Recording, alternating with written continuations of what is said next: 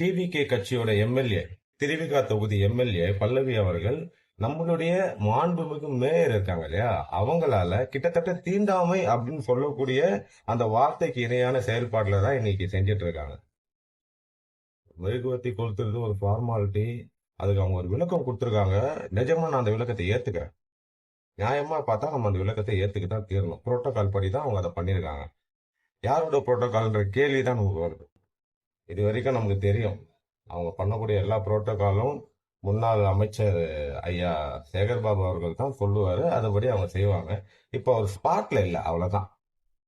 மற்றபடி அவரோட புரோட்டோகால்ல தான் எல்லாம் நடக்குது. அதுதான் நமக்கு தப்பா தெரியுது. இது தீண்டாமை. இந்த தீண்டாமைக்கு அம்மையார் பல்லவி அவர்கள் பதிலடி கொடுத்துட்டாங்க. அடுத்த நிகழ்வுலயே பதிலடி கொடுத்துட்டாங்க. அது தளபதி இனமாச்சு, அது பதிலடி கொடுக்கதான் செய்யும். அது கொடுத்துட்டாங்க. இருந்தாலும் இது திமுக எடுக்கிற ஒரு தவறான செயல்பாடு. எல்லா காலத்திலயும் கடந்த காலங்கள்ல திமுக இதெல்லாம் பாசிட்டிவா வரும்னு நினைச்சு பண்ண எல்லாமே தப்பா தான் போய் முடிஞ்சிருக்கு. ஃபார் எக்ஸாம்பிள் ஜூலி, காலி, இவங்கெல்லாம் மக்கள் விரும்பாத செயல்களை கையில் எடுத்து அதை ஒரு இம்ப்ளிமெண்ட் பண்ணி அதுல ஃபிளாப் ஆகினது தான். இப்போ இதுவும் அந்த லிஸ்ட்ல சேருது. என்னுடைய கோரிக்கை என்னன்னா, திமுக ஒரு பலம் வாய்ந்த ஒரு ஆக்கப்பூர்வமான எதிர்கட்சியா செயல்படணும். அதுதான் எங்களுடைய எதிர்பார்ப்பு. அதை செய்வாங்கன்ற நம்பிக்கையோட இந்த வீடியோவை நான் முடிச்சுக்கிறேன். தீண்டாமை அழிக்கப்பட வேண்டியது அது எங்க நடந்தாலும். நன்றி.